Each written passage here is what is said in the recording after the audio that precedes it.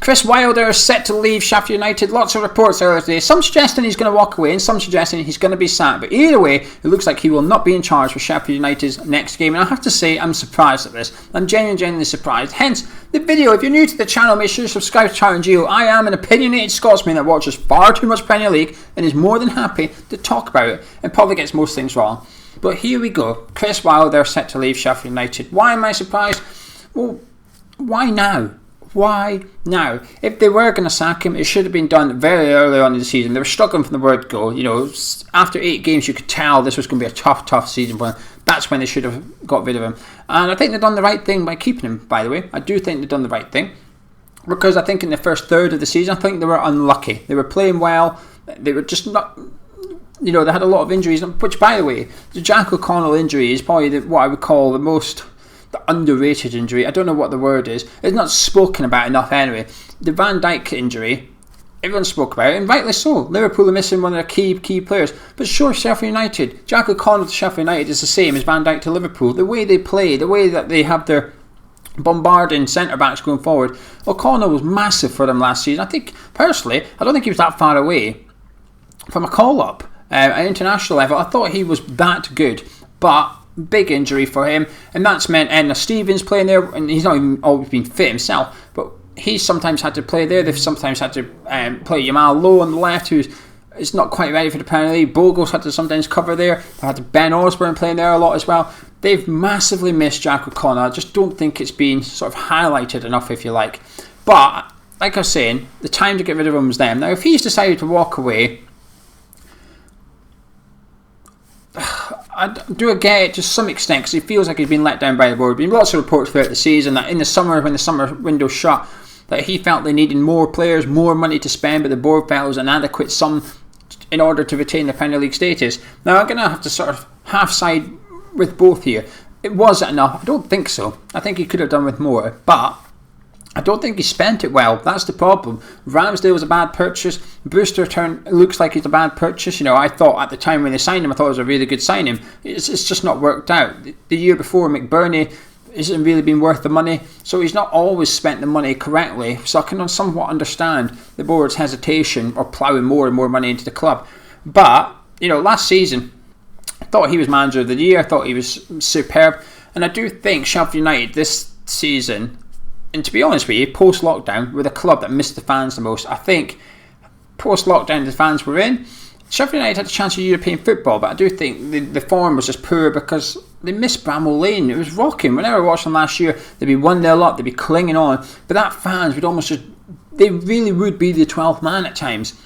This season round, they'd go 1-0 up and they would just crumble, and they were just, you could tell they were missing that home support. I do feel that some clubs have missed the fans more than others, and I think Sheffield United is probably up there at number 1 in all honesty. I know Liverpool will get all the chitter chatter, and I do think Liverpool will miss their fan base too, but I think Sheffield United really have missed it because they were punching last season. They were playing way beyond their means. However, what Wilder done was he built a team. He had players that perhaps individually weren't Premier League quality, but together as a unit, they were Premier League quality. And that's alright. My team, West Ham, were doing something similar. Are we Champions League quality? No, individually, some players might be, but not all of them, not many of them. However, together, as a team, they're competing for the Champions League spaces. And that's what you can do when you've got that unity.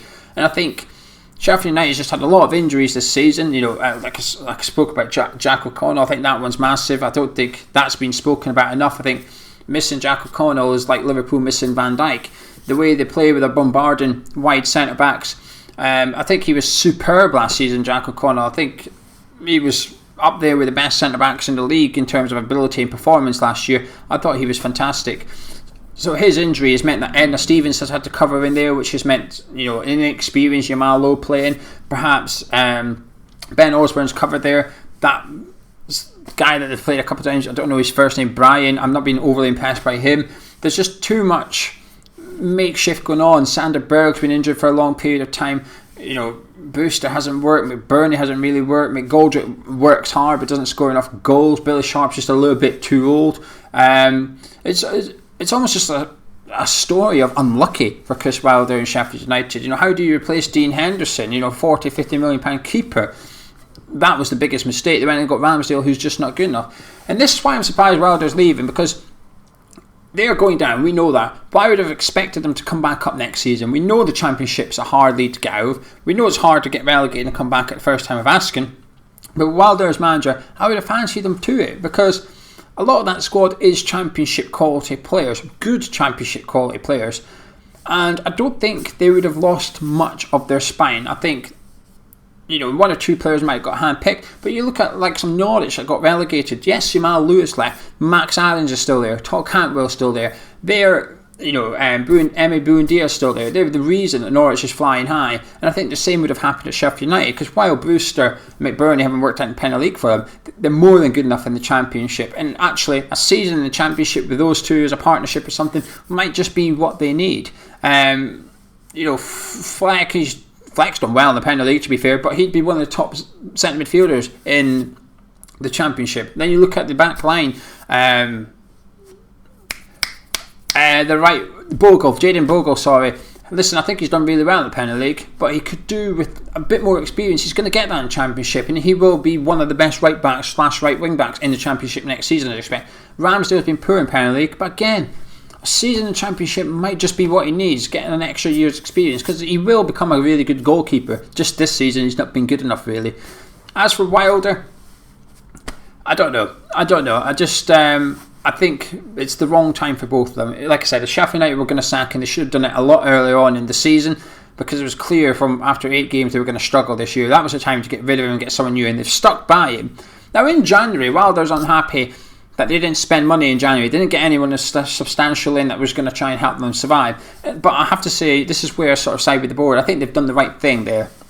In January, they've kept the money, kept it, no spending. Let's evaluate the squad, work out who's going to be here next season, work out who we need to sell, work out who doesn't want to be here, and almost start planning for the Championship. And I think it's such like a potential negative thing to do.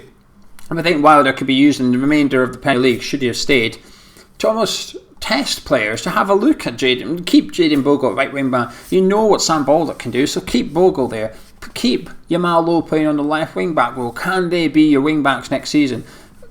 Put a partnership up front, because I feel that's one thing Sheffield United have lacked. To be fair, even last season, their strike partnership, they didn't quite have that winning formula up there.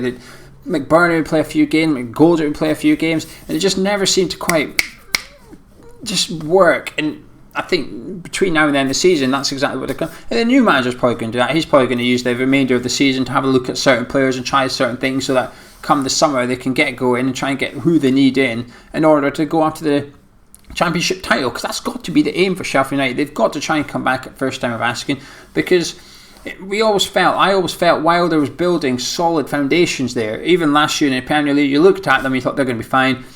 This year, I just think they were unlucky for large parts of the season, but just not quite good enough in the end. However, I think injuries have taken its toll. I think no fans have taken its toll, and I've got no doubt really that we're going to see Sheffield United back in the Premier League in the not so distant future. Maybe not the first time of asking, but I do think it would have been better with Chris Wilder there. I think he's done a magnificent job getting them up in the first place. He's done extremely well last season. They were hard to beat, they were hard to play against. Didn't concede. I think only Liverpool conceded less goals than them last season, which brilliant performance by them, but just not quite up to it this year. But Chris Wilder looks set to depart Sheffield United. Like I said, I'm surprised. I am surprised. I think this is possibly not a good thing for Sheffield United, actually. And I don't think it's really a good thing for Chris Wilder either, because his stock was really high this time last year. Really, really high. Now, it's not so good, is it? He was the guy that had all the success with Sheffield United and had them punching. Now he's the guy that somewhat in the last year has spent a lot of money and failed in the Premier League. And that's how I see it anyway. So, I'm going to disappear. Please drop a like on the video if you enjoyed it. If you're new to the Tartan Geo YouTube channel, make sure you subscribe. I'll be back in a few days with another video with another opinion about something to do with the Premier League. Catch you in a bit.